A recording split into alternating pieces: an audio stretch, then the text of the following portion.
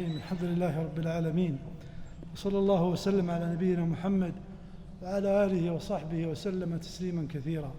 أما بعد، الأولاد نعمة من الله عز وجل، لا يعرف هذه النعمة إلا من فقدها.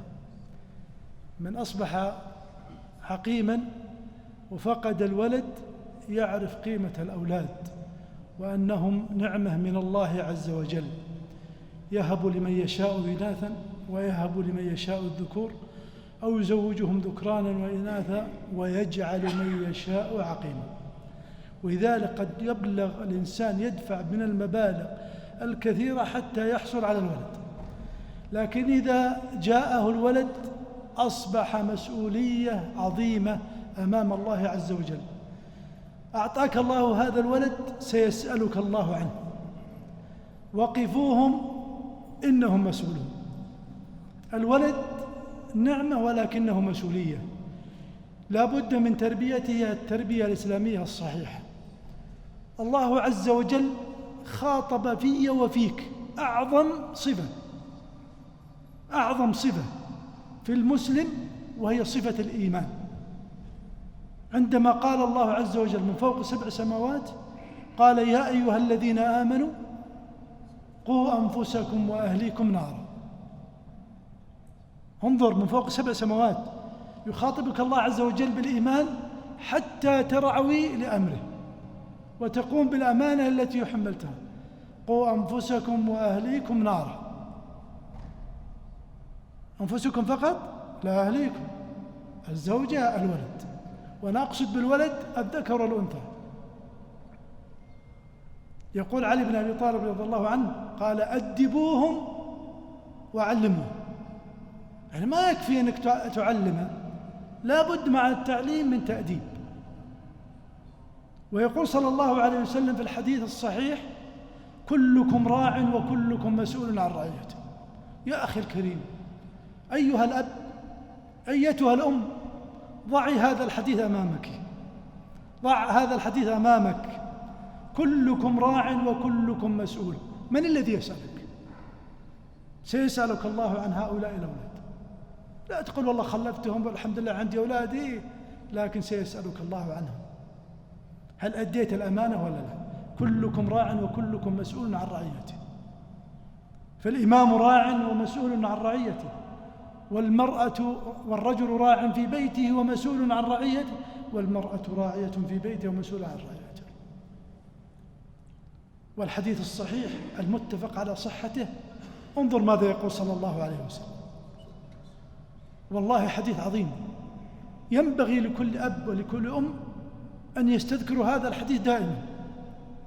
يقول صلى الله عليه وسلم: ما من عبد يسترعيه الله رعية يموت يوم يموت وهو غاش لرعيته إلا حرم الله عليه الجنة.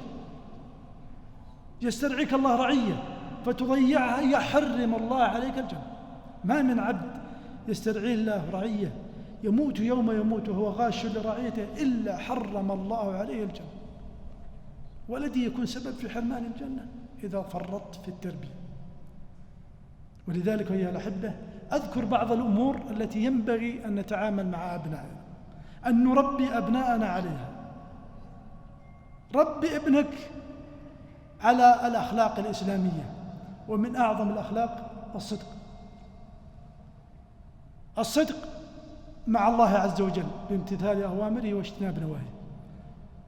الصدق مع المجتمع، الصدق مع الزملاء، الصدق في البيع والشراء. حتى البيع والشراء لابد أن تكون صادقا. تحط البضاعة الجميلة فوق والبضاعة السيئة تحت، ويفلت ولده في السوق ويبيع ويشتري ويغش الناس. والنبي صلى الله عليه وسلم يقول ماذا يقول؟ البيعان بالخيار ما لم يتفرقا، فإن صدقا وبينا بورك لهما في بيعهما.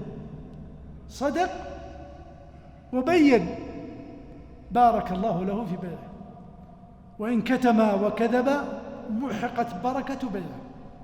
يقول والله ضحكت عليه. والله أنك تضحك على نفسك عندما تغش، تضحك على نفسك ولا تضحك على الناس. قد يأخذها الإنسان ويقول حسبي الله، لكنك ستحاسب أمام الله عز وجل. ولذلك انظر ماذا يقول الصادق المصدوق صلى الله عليه وسلم. كان يسمى في مكة ماذا كان يسمونه كفار قريش؟ كفار قريش كان يسمون النبي صلى الله عليه وسلم بإيش؟ الصادق الأمين. الصادق الأمين. يقول صلى الله عليه وسلم: إن الصدق يهدي إلى البر، وإن البر يهدي إلى الجنة، وإن الرجل لا يصدق حتى يكتب عند الله صديقا. يهدي إلى البر، الصدق يعني جميع أنواع البر. ولا زال يصدق حتى يكتب عند الله صديقا. تدرون درجة الصديقية درجة عالية، درجة بعد النبوة مباشرة. أولئك الذين أنعم الله عليهم من النبيين وإيش؟ والصديقين. درجة عظيمة. وإن الرجل لا يكذب، وإن الكذب يهدي إلى الفجور، وإن الفجور يهدي إلى النار، وإن الرجل لا يكذب حتى يكتب عند الله كذابا. لذلك ما عرفنا عن مسيلمة إلا أنه إيش؟ مسيلمة الكذاب. عبد الله بن عامر أحد الصحابة الصغار قال: زارنا النبي صلى الله عليه وسلم. شوفوا كيف يعلم النبي صلى الله عليه وسلم الصحابة، كيف يربي الصحابة على الصدق. قال: زارنا النبي صلى الله عليه وسلم يوما فأردت أن أخرج، فقالت أمي: يا عبد الله تعال لأعطيك، تعال يا عبد الله لأعطيك. فقال صلى الله عليه وسلم: الآن الموقف التربوي، الموقف التربوي، الأب موجود، النبي صلى الله عليه وسلم المعلم. قال: ماذا أردت أن تعطيه؟ قالت: أردت أن أعطيه تمرا. قال: أما وأنك لو لم تفعلي لكتبت عليك كذبا. كم منا واحد يأتي ولده يعطيه، قال: تعال أعطيك المفتاح، إذا جاء عنده له كذب. ترى يتربى من الصغر على هذه الكذب. فعلم أبنائك على الصدق. هذه صفة أخرى مراقبة الله عز وجل. نحن في زمن عجيب، زمن الفتن، زمن الجوالات. خبلت الجوالات، خبلت الناس. والله إنك لما ترى إنسان في الشارع وهو الجوال في يده ويسوق، إيش تقول عليه؟ تجده يمين ويسار ويلعب يمين ويسار. ثم لما تنبه قال: إيش فيك؟ كيف إيش فيك؟ طيب أنت الآن أمامك أرواح، تزهق أرواح عندما تأتي بهذا الجوال الآن أصبح بيد الصغير والكبير. ماذا يشاهد ابنك في هذا الجوال؟ قد يشاهد أمور جنسية يعني مخلة بالآداب، أو مناظر جنسية مخلة بالآداب. فإذا لم تربي في ابنك مراقبة الله عز وجل، أن الله يراه، أن الله يسمعه، ستتأكد أنه سيرى الأمور الفضيحة. ولذلك قد يمارس في بيتك الفاحشة وأنت ما تدري عن طريق هذه ليش؟ الجوالات. فلذلك رب أبنائك على ماذا؟ على مراقبة الله عز وجل. إذا لم يتربى الابن على مراقبة الله عز وجل، ماذا يتربى عليه؟ ولذلك انظر إلى هذه القصة. إذا ما ربى الإنسان أولاده على مراقبة الله، ماذا يخرج؟ سارق، حرامي، لص، فاحشة، أمور كثيرة. انظر ماذا حدث. إحدى المحاكم حكمت على شاب بقطع يده لأنه سرق، وهم يريدون تنفيذ القصاص، حد القصاص قطع اليد.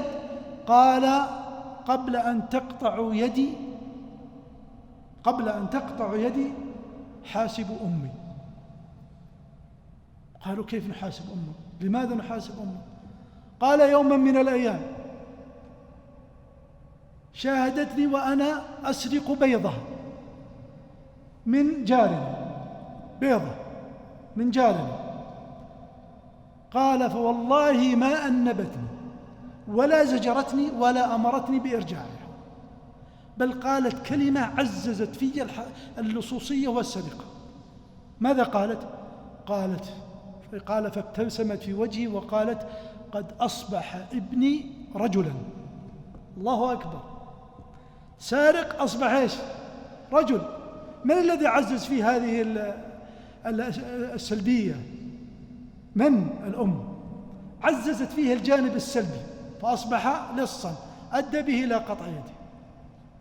لو عززت فيه الجانب الإيجابي وقالت هذا حرام ولا يجوز ورده من حيث أتيت به لعززت فيه جانب العفة. صح ولا لا؟ هذا إذن مراقبة الله عز وجل. الأمر الثالث الكلمة الطيبة. الأولاد الآن في المدارس كيف أوضاعهم؟ المعلمين ايش يقولون؟ يقول ما بينهم التنابز، اللعن، هذا يلعن أبو هذا وهذا يلعن أبو هذا. الأب والأم نائمان في البيت وولدهم يلعن والد هذا وهذا يلعن والد هذا. والمصيبة إذا كانت الأم والأب هم الذين يلعنون، بل المصيبة إذا كانت الأم تقول لولدها الله يلعن والديك. من تلعن الآن؟ من تلعن؟ تلعن نفسها. صح ولا لا؟ ولذلك ماذا يقول صلى الله عليه وسلم؟ يقول المؤمن ليس باللعان ولا الطعان ولا الفاحش ولا البذيء. المؤمن ليس باللعان ولا بالطعان. والله يجلس مع أولاده قالوا فلان، قال يا رجال ما عليك احنا أعلى من مستواه، فيبدأ يطعن في الناس وينقص من الناس. وليس الفاحش ولا البذيء في المخاطبة واللسان.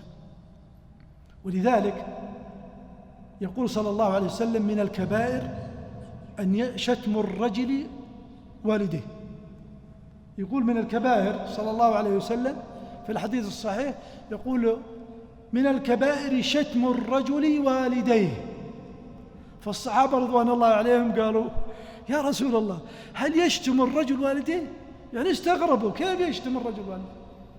فقال صلى الله عليه وسلم نعم، يسب أبا الرجل فيسب أباه ويسب أمه فيسب أمه.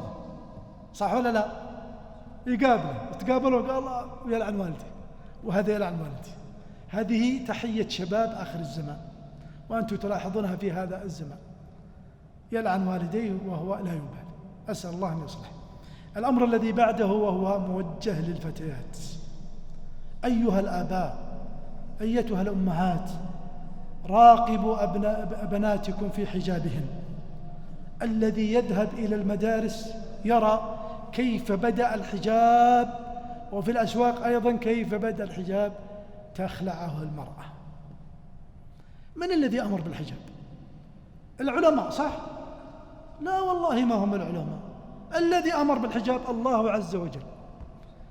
الذي أمر بالحجاب هو الذي أمر بالصلاة، والآيات كثيرة تدل على وجوب الحجاب.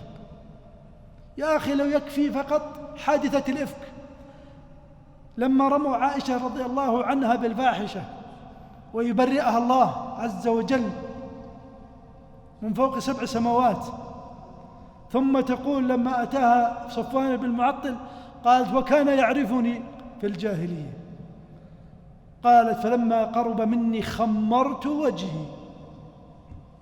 ايش عاد هذا؟ دليل حديث في الصحيحين في البخاري ومسلم.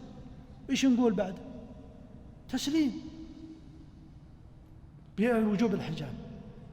ولذلك المرأة هي الأم، هي نحبها ونغليها ولأنها الأم وهي البنت وهي الزوجة، لكنها خطير، أمرها خطير. يقول صلى الله عليه وسلم ما تركت بعدي فتنة أضر على الرجال من إيش؟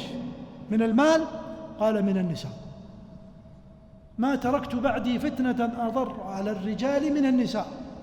ويقول صلى الله عليه وسلم إن الدنيا حلوة خضرة وإن الله مستخلفكم فيها فناظر كيف تعملون فاتقوا الدنيا واتقوا النساء فإن أول فتنة بني إسرائيل في إيش؟ في النساء. ولذلك يقول الشيطان يحاور موسى وهو يعطيه النصائح، قال واحذر، يقول موسى، يقول وأحذر الرجل أن يخلو بالمرأة فإني مرسول الرجل للمرأة. من اللي يقوله؟ إبليس الشيطان. يقول فإني مرسول الرجل إلى المرأة ومرسول المرأة إلى الرجل، ما خلا رجل بامرأة إلا كان الشيطان إيش؟ ثالثهما. والله عز وجل حذر من أن المرأة تخرج متبرجة الآن، تحط المسكرة وتحط الرموش وتخرج متكحلة وتحط الظل ومدري الشيء وتخرج أمام الناس وتقول لا أحد ينظر فيه ولا أحد يفتتن بي. هو صحيح أمر خطير. ولذلك الله عز وجل يقول إن الذين يحبون أن تشيع الفاحشة في الذين آمنوا لهم عذاب أليم في الدنيا والآخرة والله يعلم وأنتم لا تعلمون. هذه بعض الصفات التي ينبغي لنا أن نربي أبناءنا عليها، كثيرة لكن أوجزت ولعل فيها الفائدة. أسأل الله عز وجل في نهاية هذه الكلمة أن يبارك لكم في أعمالكم وأعمالكم وأوقاتكم وأموالكم وأولادكم. ما جلستم هذا المجلس إلا تريدون ما عند الله عز وجل. يقول في آخر هذا المجلس قوموا مغفورا لكم. أسأل الله أن يغفر لي ولكم ولوالدينا ولمن له حق علينا، كما نسأل عز وجل أن يصلح ولاة أمورنا. اللهم أصلح ولاة أمورنا، اللهم أصلح ولاة أمورنا، اللهم أصلح ولاة أمورنا، اللهم ارزقهم البطانة الصالحة الناصحة يا رب العالمين. اللهم وفقهم لما تحبه وترضاه. اللهم انصر جنودنا المرابطين على الحدود وفي الثغور وسدد رميهم رأيهم يا رب العالمين. اللهم كل إخواننا المستضعفين في غزة، اللهم كل إخواننا المستضعفين في غزة، اللهم انصرهم يا رب العالمين. وجزاكم الله خير، صلى الله وسلم على نبينا محمد. جمعية الدعوة والإرشاد وتوعية الجاليات بأبها، بالدعوة نحيا.